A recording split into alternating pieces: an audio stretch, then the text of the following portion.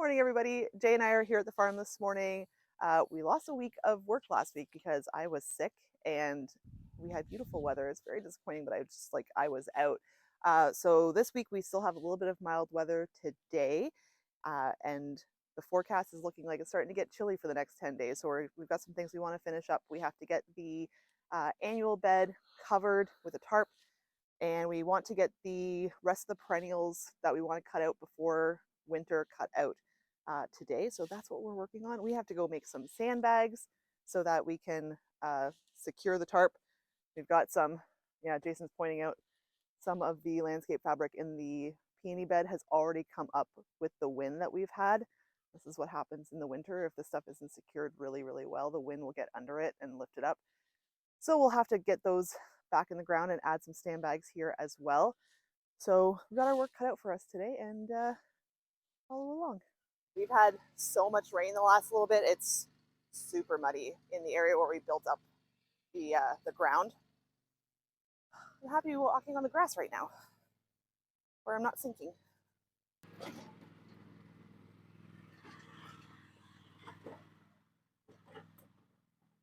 So the first thing we need to do this morning is fill up sandbags. We got this bag of empty sandbags. I think there's 100 in here. Let's see. No, 50 bags. So there's 50 bags in here. We're not going to fill all of them. We just got this on Amazon.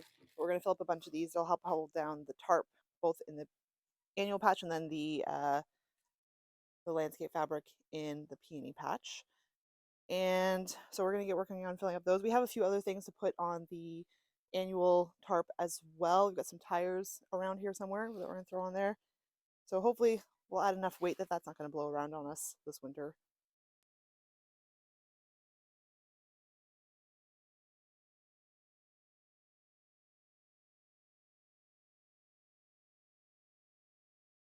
All right, we got our first load loaded up. We're gonna go drop it over by the annual patch and then come back and fill up some more.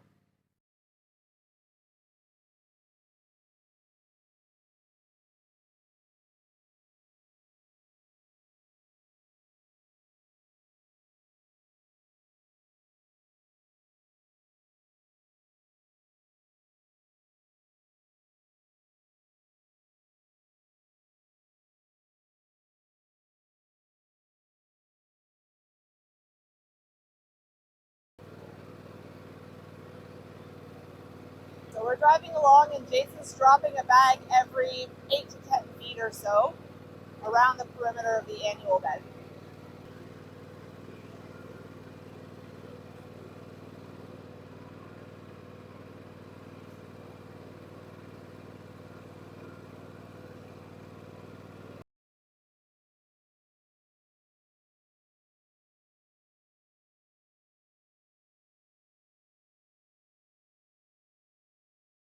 Okay, so we ended up filling all 50 sandbags. We've got them placed all around the perimeter of the annual patch, and then we dropped a bunch over by the peony patch. They're back there. You can kind of see them. Oh, there they are. I was looking at the wrong side. Couldn't see them. There they are. So a couple piles dropped there so that we can fix this patch up and get this all loaded up. Last year I had to fix this patch so many times, so I'm really, really trying to avoid having any of these pieces of fabric blow off this winter. So this is where we've been storing our big silage tarp. This thing is very heavy. It's 50 feet by 100 feet, so it covers the entire annual patch. Jason's going to go grab the lawn tractor. We're going to load it up and drive it over.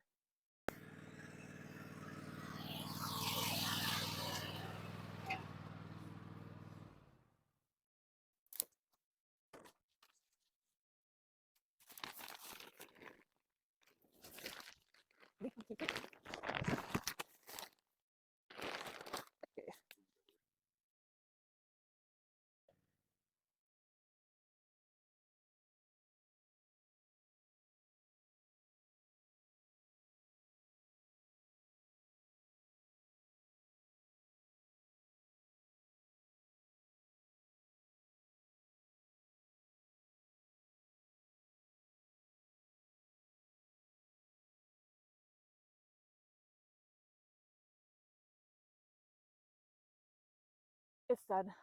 Oh my God, I forgot how much of a workout that is. We're still gonna put some tires down. Whoop, whoop. My pointing needs work. I need to figure that out. We still need to put some tires down on the tarp in the middle just to help keep the wind from getting too far underneath. But otherwise, ta-da! Annual bed is covered for the winter. I love it. Now we are on to the peony patch. Let me get this all set up now.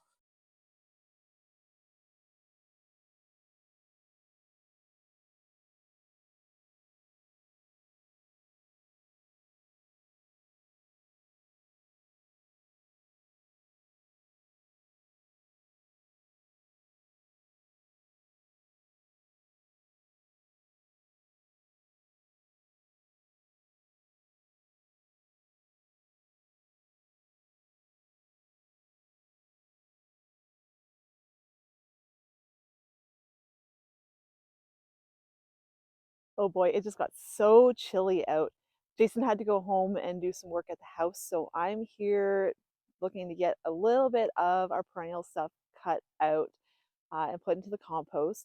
So when I'm looking at this and trying to figure out what I want to cut out and what I think I can leave until the spring, I'm looking at things like the softer plants that are going to kind of turn to mush over the winter. I really want to get those guys out because they'll be messier to clean up in the spring. And then the stuff that's a little woodier, like the branchier stuff, I'll probably leave that stuff in and clean that out in the spring because it'll last the winter without turning to mush. So for example, I think I'm going to leave the thistle in place. I think it's okay. I'll probably leave the oregano. Actually, I'm on the fence about the oregano. It's a little branchy, but it could also get messy. The sage I'm going to cut out, and the lemon balm I'm going to cut out.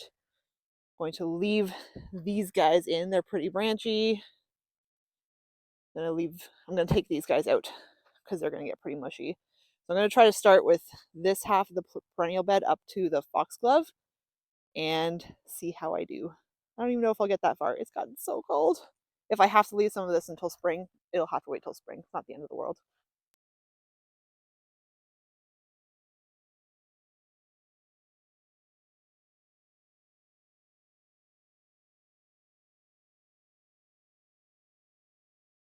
Well, I got the words. This stuff, the sage. I got the sage cut out. My body is still fighting the leftovers of this infection, and boy, is it ever kicking my butt. It's rough. So this took longer than I expected, and this is all I'm gonna have time to get done today because I actually have a little activity I'm doing with my sister and her family this afternoon. We're going to do an escape room and dinner, so that should be super fun. But I'm really excited that I got this done. Here, let me show you. So it really doesn't look like much, but some of these clumps were huge and they're so thick and healthy and branchy, which is, why it took so long because there's a lot of really thick branches happening. But all of these clumps look amazing. They're all a little covered in the foliage that fell off, so it's a little protection for the winter for these clumps, but they're all super, super healthy and very thick. So I'm super stoked for that. And then Jay and I are going to come through here with a pitchfork and clean up all of this, get it put in the compost so we can start making some good stuff for us to use next year. Well, that's going to do it for today's video, you guys. Thank you so much for watching, and we will see you in the next one. Bye.